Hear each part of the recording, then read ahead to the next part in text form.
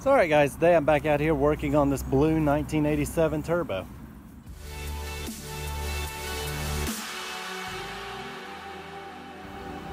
So in the last video I got to take this car out on the road. However, there are still a few things that I need to fix before returning it to the owner. And you can see in this box here I have new spark plug wires, new wipers for the front and rear, a new DME relay, a new headlight motor relay,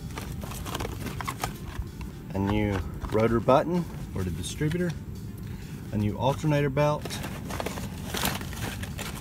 a new distributor cap, and in this bag here I have a new dryer and O-rings for the air conditioning. So alright guys, I still have a lot of things to replace under the hood here, and I figured if I went ahead and replaced the hood struts, it'd make this a lot easier.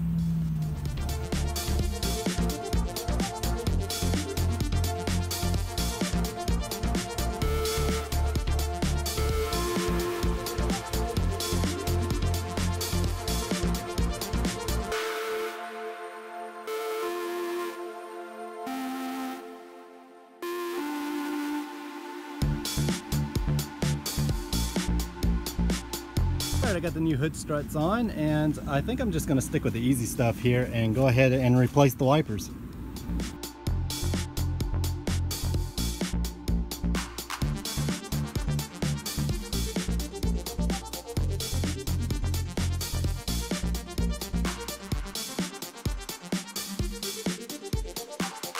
Alright, now that I have the new wipers on, I'm going to install the new spark plug wires and distributor cap.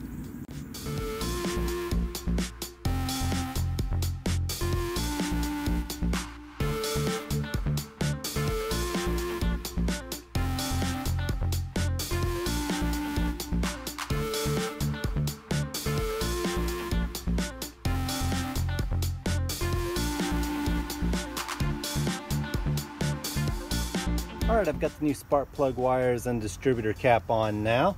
Next I'm going to check for boost leaks. Sorry guys, today I'm going to be checking for boost leaks, and you can see that I have this boost pipe removed here that runs from the turbo to the intercooler. So everything from the intercooler here to the engine will be checked. That includes the manifold and all the vacuum lines that are on the engine. So in order to make one of these, you'll just need the coupler here and then a 1.5 inch PVC pipe cap. And what you'll do is drill a hole in this and then thread a male adapter in for your air compressor. You'll also want an air compressor regulator here, so that way you can limit how much air actually goes into the engine. So I have my air compressor here and it's up to about 100 psi, but I'm only going to let about 10 to 15 psi into the engine at the most.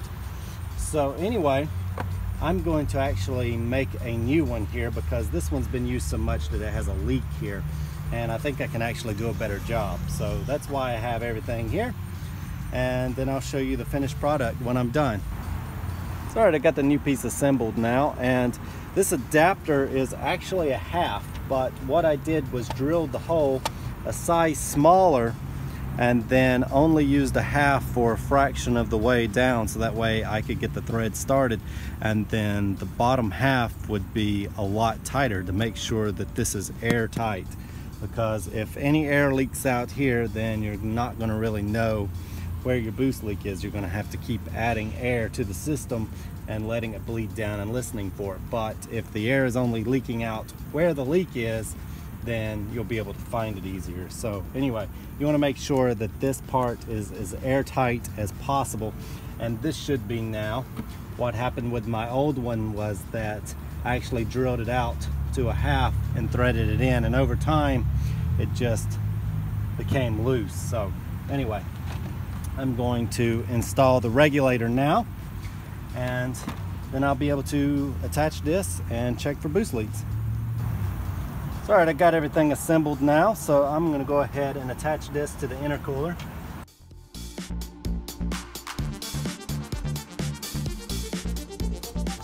Alright, I'll show you my setup down here.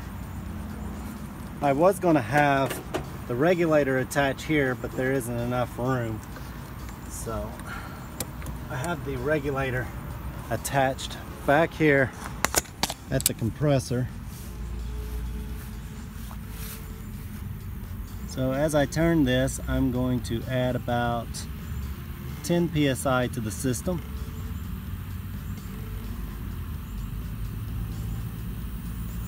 I'll do this carefully.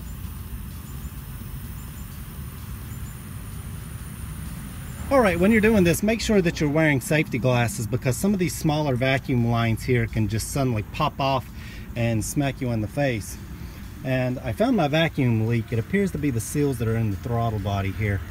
And whenever I wiggle this, I can hear it getting louder. And I can also feel a breeze here. So I have to order these seals and replace them. And it's good to know that it wasn't the vacuum lines. I tried to replace anything that I saw broken or cracked, but I didn't really check this, and that's why I'm checking it now. Because when I first started the car, it drove fine, but over time it developed a very strange issue where it just wasn't holding boost. And that should explain it. That's the only place that I hear leaking, and if I add 10 psi, you can see as soon as I turn it off, it bleeds down immediately. So that isn't good. So I'll put it at 10 psi and let you hear the leak. And listen as I wiggle this here.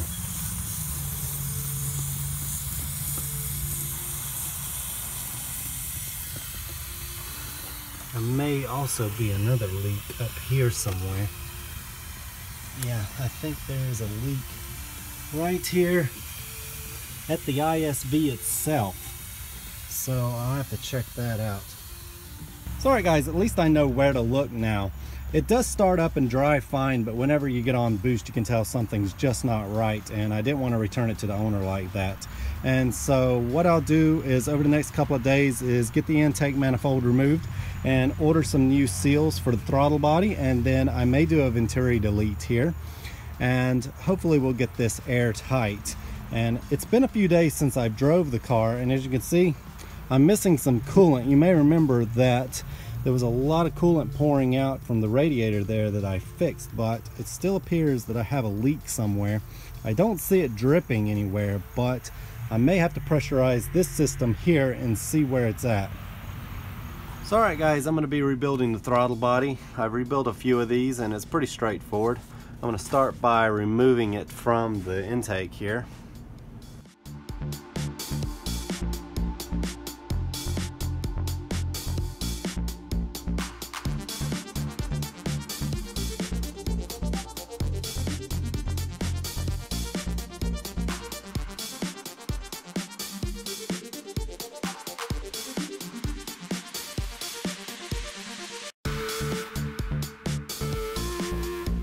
So alright, once you have the throttle body broken down to this point, you'll need to remove a snap ring in here, and you'll need a pair of snap ring pliers like this, or you could also use 2 pics.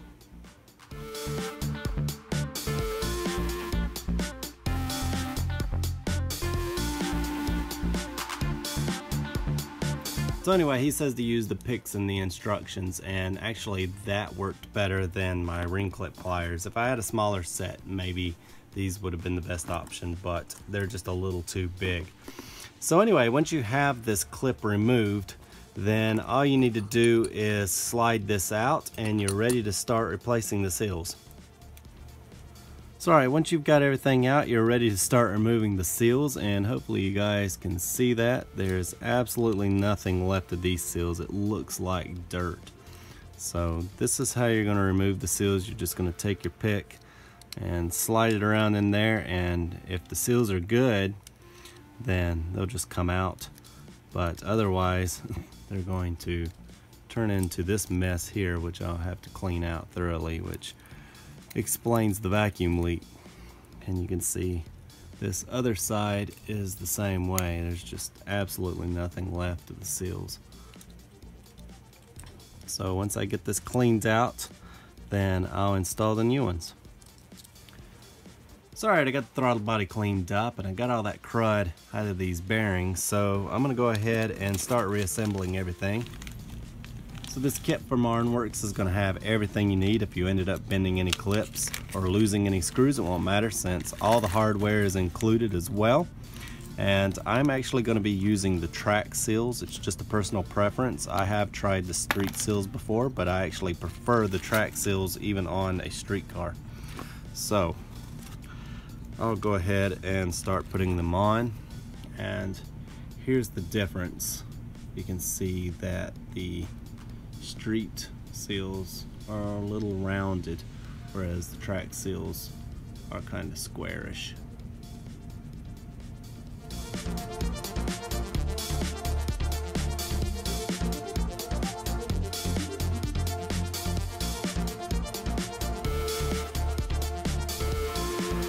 Alright, I've got the new seals in, and you're going to have one seal on one side and then two on the other, and I found that it was easier to put the rear seal in and then the front seal. But anyway, now everything's ready to go back together.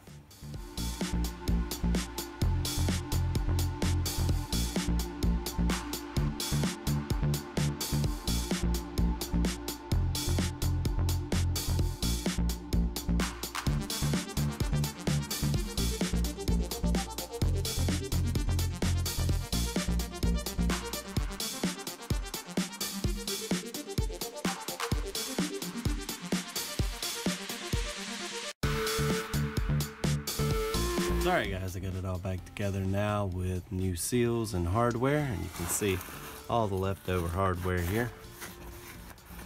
So now we're almost ready to go put it on. It's alright guys, I got the throttle body rebuilt last night, but before I install the intake I thought I'd try and find that coolant leak, since there are a number of hoses underneath it. That could be the problem. You can see some there.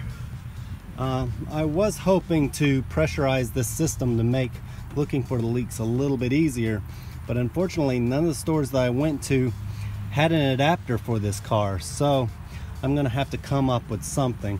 I may just fill the system and look around for leaks, or I may have to make my own adapter. I'm not sure yet. So alright guys, I started out just going around squeezing the rubber pipes to get an idea of where the coolant level was, and I would know that the leak would be somewhere above that level. And I looked around, I didn't see anything wet. And what the situation was is that I'd let the car sit for a few weeks, and when I came out the coolant level was low. I didn't see any wet spots in the engine bay or anything dripping, so I didn't really know where to look, and that's why I wanted to pressure test this system here. And since I couldn't get an adapter, I was thinking about making one, but it's a little bit more complicated than you might think. If you try and just drill a hole in this, then the air is just going to go out this hose here and also just leak out around here. So you'd have to seal this and also block this off in order for it to work. That's why you have the seal actually down in here, and then when there's too much pressure it'll pop up and then push the coolant out here. So trying to get all this sealed up is a little bit more complicated than I wanted to mess with. So I got to thinking about the bleed screw over here, and I remembered that I might have something that I could screw in there, and then I could just connect my pump. So that's why I have coolant in the reservoir now. I haven't added any, but I do have the system pressurized, and I'm just looking around for leaks. It's all right, right now I've got about 15-16 pounds of pressure in there. I'll add a little bit more just so that way you can see the coolant in the reservoir going up. And it may have been one of those situations where the coolant level went down because there was still air in the system.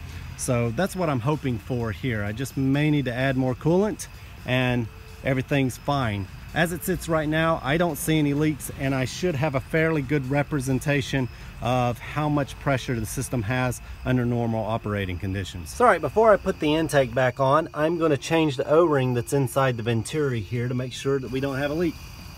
All right, so the venturi just comes apart like this. You just grab this black part here and pull it out, and then you're going to see an O-ring right here. Just grab a pick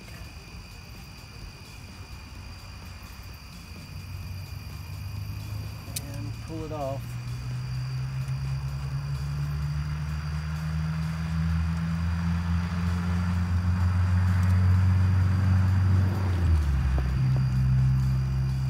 in the Ironworks kit, it has the Venturi seal. So this is it here.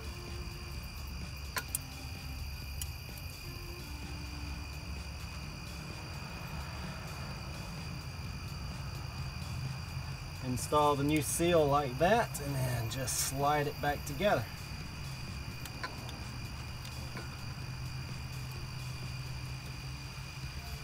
And that's it. I'm now ready to put the intake back on.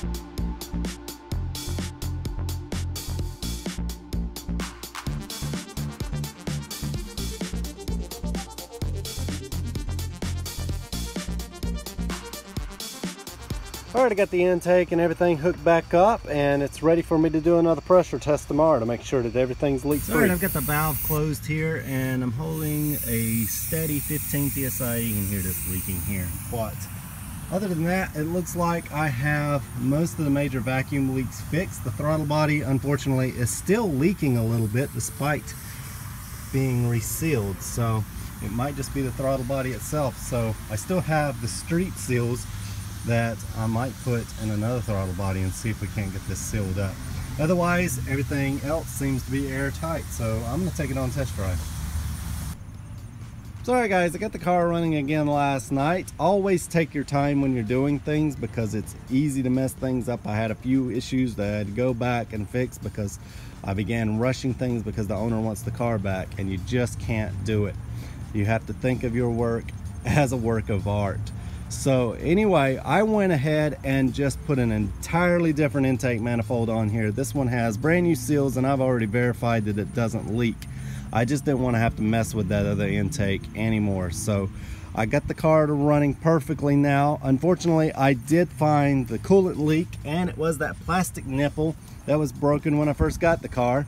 I put a used one in there, and then I didn't tighten it down much, but it broke anyway, and I can't see any reason why it would be breaking other than maybe it was cracked when I put it in there. So anyway, I've got a brand new nipple coming, and I'll replace that, and then I'll finally get to take this car on a test drive. So alright, today I'm going to be working on the AC system. I'm going to be replacing the dryer, then I'll pull the compressor, replace the oil and all the seals, then I'm going to fill the system with R134A. In this bag over here I have all new seals and a new dryer.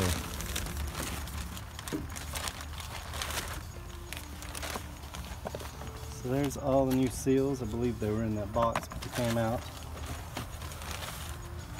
And here's the new dryer. Alright, so the first thing I'm going to do here is go ahead and remove the dryer.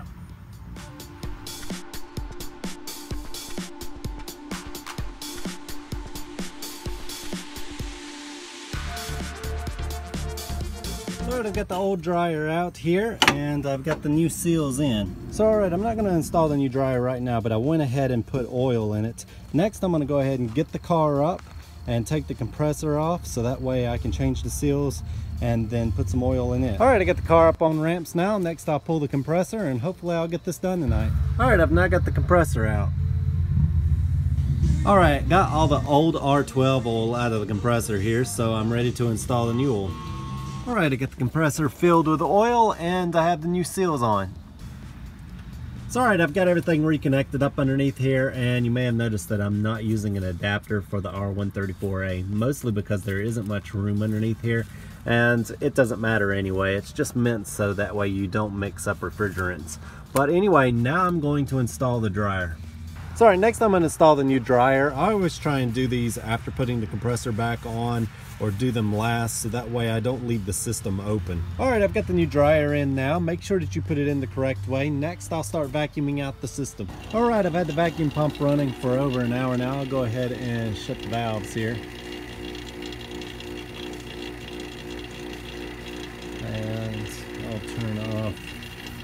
pump here. And I'll come out here tomorrow and see if it's still holding vacuum. So I already got the new radiator nipple in today, so I'm going to be installing that. I just got the old one out, and of course this is the second time I've had to replace this. I just went with a used one last time, and I'm hoping that this one broke because it was already fractured or something. I'm not sure exactly why this one would have broke. I didn't put it in very tight. But anyway, I'm going to be gently putting this one in and hopefully won't have any more issues. I don't see anything.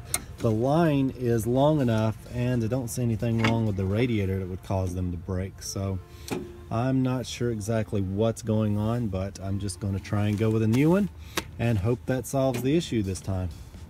Sorry guys, I got the new nipple installed and I just finished bleeding the cooling system.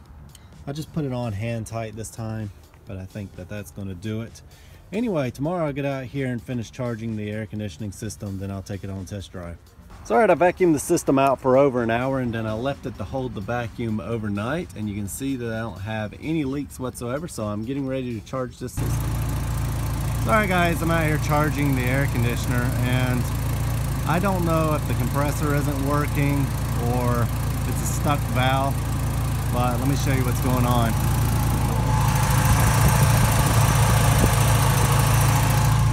So as you can see, the compressor is turning, but unfortunately this high pressure side needs to be about 150 psi, and this low pressure side for the temperature out here today should be around 30 psi, but absolutely nothing's happening. This isn't cold at all and everything is attached correctly. You can see we got the high pressure side here and then the low pressure down there at the compressor. So something isn't working and I'll just have to let the owner know. Alright guys, well that really is a bummer because I was hoping to have this car finished today, but it doesn't look like that's going to be the case. So alright guys, you may remember that this car was a huge mess when we first towed it to the shop. I was told that it just needed a new oil pan, but as I got to digging I found out it needed a lot more. So as you can see here, the engine is not mounted, so it was sitting down in the engine bay, and the only thing that was holding it in was some coolant lines, and a lot of them had ripped under the stress. So I had to go through and replace a lot of those, and then finally we removed the suspension and was able to get in there and remove the oil pan. I did the rod bearings while I had the oil pan off, and then I replaced it with a new one. And then I went through and did the belts and rollers and water pump, things like that. And then I needed to do the air oil separator seals, so that required pulling the turbo out. And I inspected it while it was out, and it looked to be in pretty good shape. So once I had that done, I put the engine back together, only to find that the fuel pump had gone bad. So I replaced the fuel pump, and while I was back there, I noticed that the CV axle boots needed to be replaced. So I replaced those, and I also rebuilt the brakes. Once I got the car started, I found that it had a coolant leak and that the airbag light was flashing. So once the coolant leak was fixed, I was almost ready to take it out on the road, but then I found the wiper motor didn't work, so I ended up having to replace that. Then I discovered that the speedometer didn't work, so I ended up having to swap the cluster out. So once I had everything else working, I was ready to come back and figure out why the airbag light was flashing. It turned out that the control unit was bad, so I swapped in a spare, and that fixed the issue. So while this car would start up and drive fine, I did notice some odd behavior, so I decided to check it for boost leaks. And that's when I discovered that the throttle body was leaking. So I resealed the throttle body, only to find that it wasn't the issue all along. So I just went ahead and replaced the intake altogether, which seems to have solved the issue. And once I had all the vacuum leaks fixed, I went ahead and decided to look into why I was still losing coolant, and it appears that the nipple that I had replaced earlier on the radiator had broken again. So I replaced it with a new one, and this one shouldn't break again. So once I had the coolant leak finally fixed and all the vacuum leaks sealed up, I decided to start working on the air conditioning. So alright, while I didn't get the air conditioning working, I told the owner about the problems I was having, and he said not to worry about it and that we would worry about it in the spring. So for now, this car is going home. So Okay guys, this car is finally on its way to its new home. You may recall that the current owner bought it and then towed it straight to my shop to get it running again. And now it's running perfectly, and I think he's going to really enjoy it.